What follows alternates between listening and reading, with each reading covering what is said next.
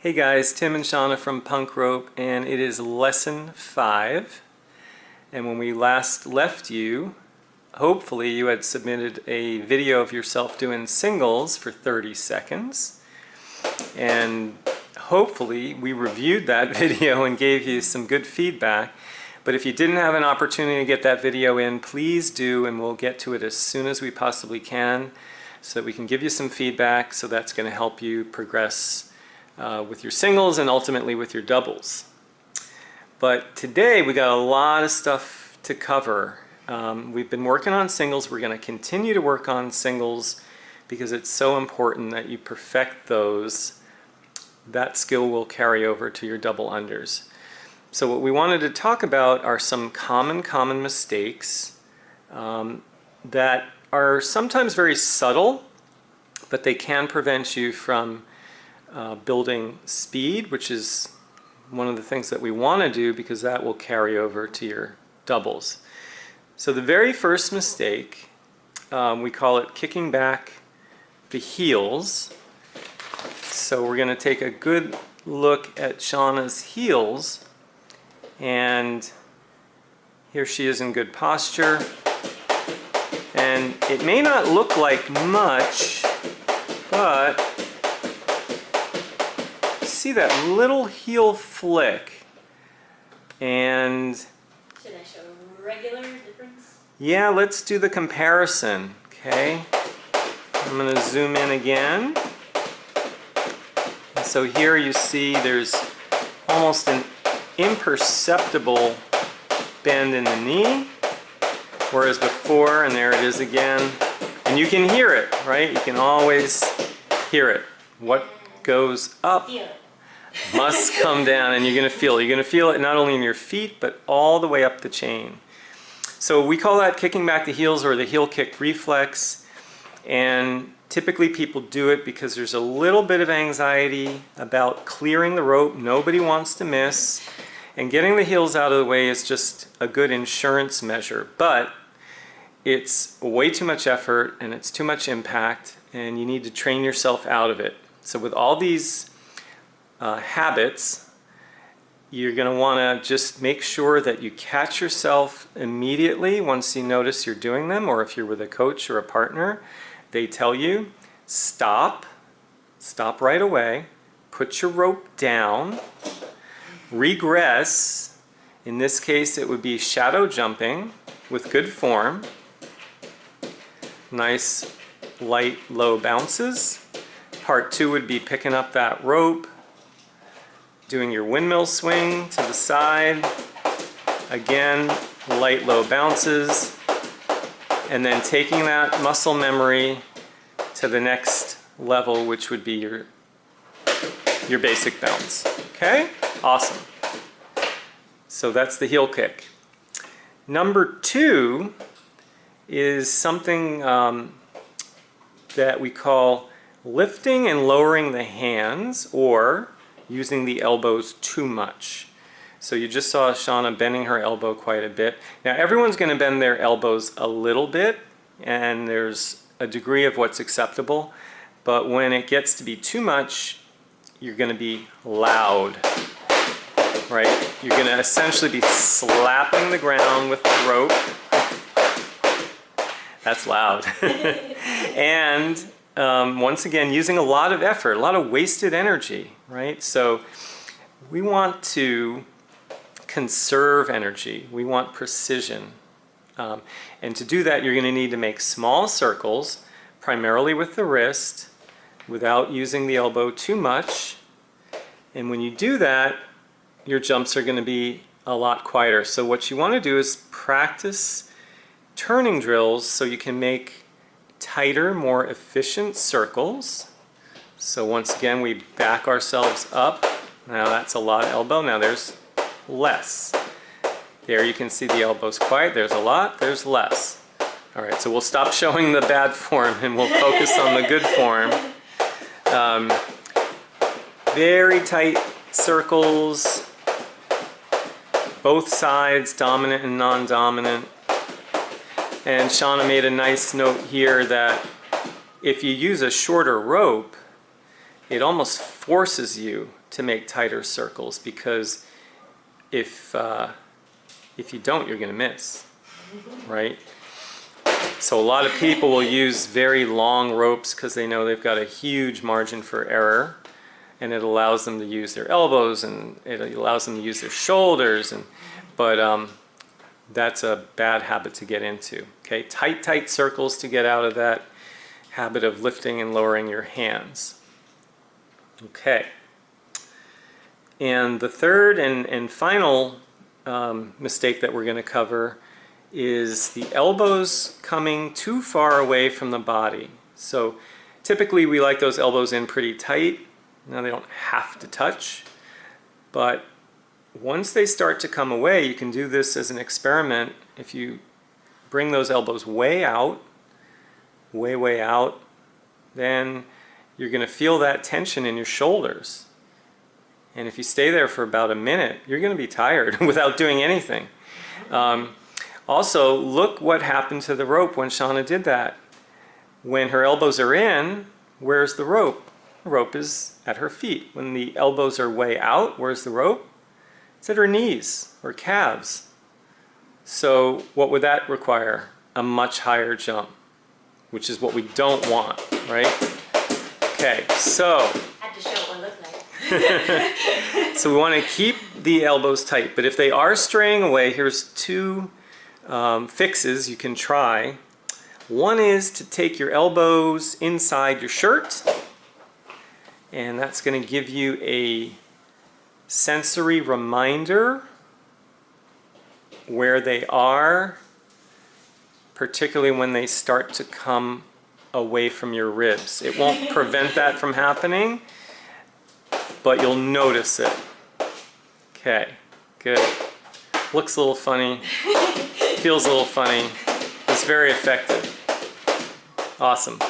And the other possibility would be using either a rolled up towel, or we prefer something like a very cute Beanie Baby or stuffed animal, and you just stick those under your arms and you squeeze them. Now don't hurt them, but you squeeze them. See if I can zoom in and get a look at these guys. Yeah, it's pretty silly. Okay. Oh yeah, that's a good look. There you go. Awesome. So obviously if you don't squeeze them tight enough, they are gonna fall. Aw. Okay, they're gonna fall. All right. So those are your three typical challenges. Of course, there's many more, but we can go over some of those with you individually, or hopefully we already have. Now, as you're perfecting your singles, one of your objectives is speed. And speed is measured in rotations of the rope per minute. And what we want you to shoot for at a bare minimum is 160. So that would be 40 rotations in 15 seconds. I know that sounds like an awful lot, and it is. And ultimately, if you can get to 180, that's even better. That speed will definitely carry over to your double unders, because when you can jump that fast, it means your form is pretty good. Your turns are tight and your jumps are low and your timing is good. So efficiency of movement, that's what we're looking for. Less noise, literal noise as in the sound, and less interference with quality turns. Okay, so low jumps, tight circles, using your proper grip to control the acceleration of the rope, so the thumb is pressing down on the handles. That is generating the force. And then it's almost like the wrist is the axis of rotation, if that makes sense. Core stability is also important, so don't neglect strengthening your core, abs, low back. You want to basically look like you're doing a plank, but from a standing position. So no excessive arch in the back, no excessive rounding, just good solid posture. Okay, so with speed, here's the deal. You can have a coach time you or a partner, or you can time yourself.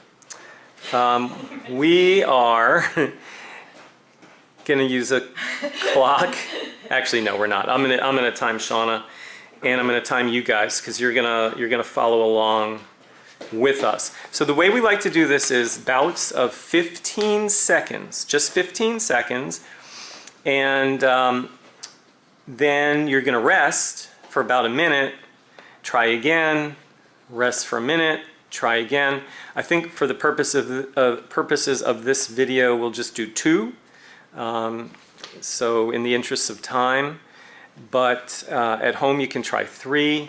But make sure you recover fully before your next bout. So important. Otherwise you'll be fatigued and you'll be more likely to miss. Now here's the deal, guys. If you do miss during the 15 seconds, you kind of have to toss that trial out because it'll completely mess up your score. So, you know, try to stay within your ability. Don't go crazy fast, but not out of control. And get yourself set, a couple of deep breaths. I'm going to give you a countdown, and then we're going to give this a shot. Don't feel bad if you miss, it's okay. Going in 3, 2, 1, and go.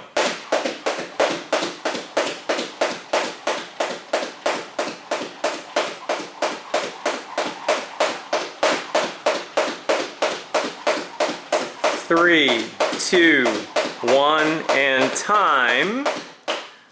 Awesome. That was beautiful, Shauna.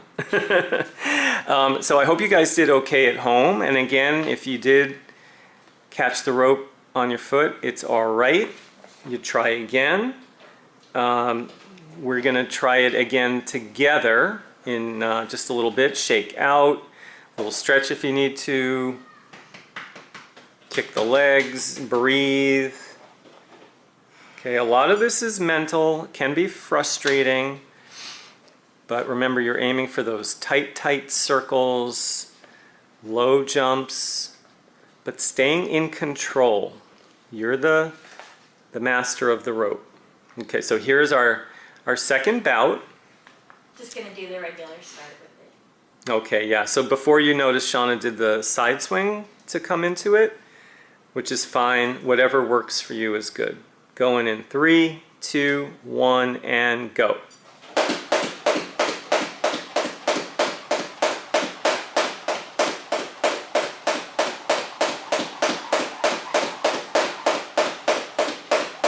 Three, 2, 1, and rest.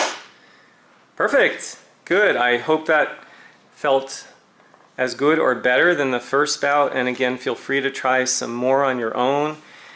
But that's your speed test. Now, hopefully you had someone counting or you were counting. Should have mentioned that. You're going to multiply that. I counted. Did you? Yeah. Do you remember what you got? It was either 47 or 48, so, you know. Okay. That's like 190. Yeah, so if Shauna got 48, then her score would be 192, right? So what we would do is multiply the number of successful jumps by 4, right? Because it was 15 seconds and we're looking for a per minute score. So 48 times 4 would be 192, which is awesome. Okay. And she's on a wrestling mat, which has a lot of give, so that slows things down. So guys, good. You can try that again. Now here's your homework.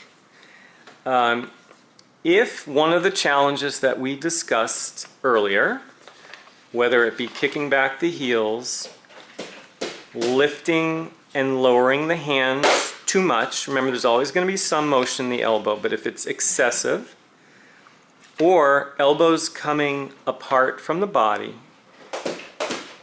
if you fall into one of those categories, then we want you to work on the fixes for those, right? So you may want to watch this video again, but for kicking back and we had no rope, low relaxed jumps, then jumps to the side. A lot of times the fixes are similar. For lifting and lowering the hands too much, we were focusing on making those circles really tight, right? Improving your wrist efficiency and dexterity, potentially using a shorter rope. With the elbows coming apart from the body, we had the shirt trick, and we also had the towel rolled up or a little stuffed animal, right? So now if you're not having any of those challenges, great, good for you. The other homework for all of you is to keep working on your speed. Write it down. So again, bouts of 15 seconds, counting, either you're counting or a partner's counting or a coach. Rest, like fully recover, at least a minute. Try it again, maybe 3 or 4 sets. And write down your numbers and let us know, right? Let us know how you're doing, okay? Numbers and average them. No, you can take the best one. Take the best one. Take the best one for sure. And then the next lesson, so this was lesson 5, lesson 6, we're going to finally move on to double unders, drills. And I know you've been very patient, so we appreciate that. But we think waiting this long is, in the long run, is going to really help you become a better jumper and be more successful with your doubles. Okay, guys, so we'll see you soon. Thanks for joining us.